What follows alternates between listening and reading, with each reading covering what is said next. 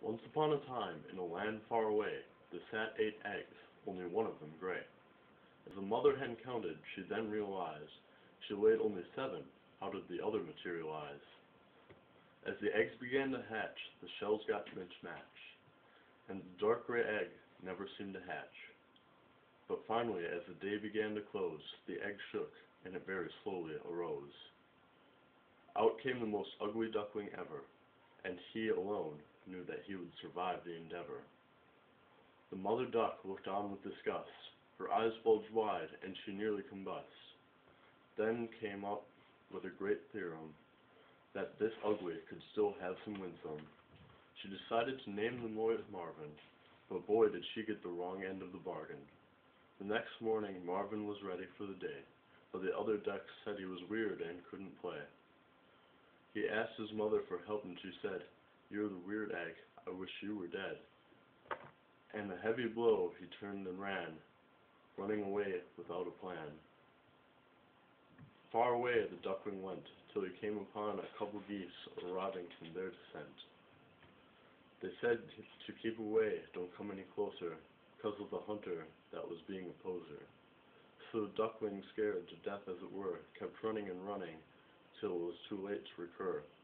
Finding himself in a muck, it was then that he was plucked, snatching him away from any normal setting. Then, more scared than ever, he started fretting. In a cage, Marvin found himself not alone, but with another hen much fully grown.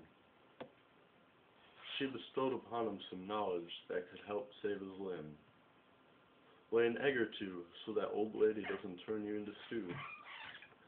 That night he escaped, all befuddled in the muck, to continue a journey that was less trucked.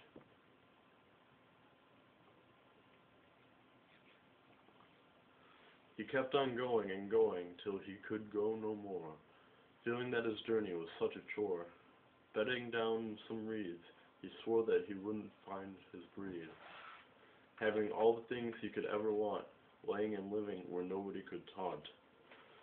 Winter pulled around, and it was at his door, so he could no longer stay here no more. Walking and walking some more, till he went down to the ground with a snore. A farmer, finding him there, could not let Marvin despair, so he took him inside, where it was nice and warm, hidden away from the cold winter storm.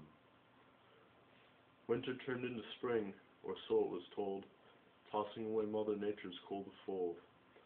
Winter being over, it was time to go, on a journey filled with more woe. But Marvin was to think of his flaws. He came to a pond, where he sat next to a frond.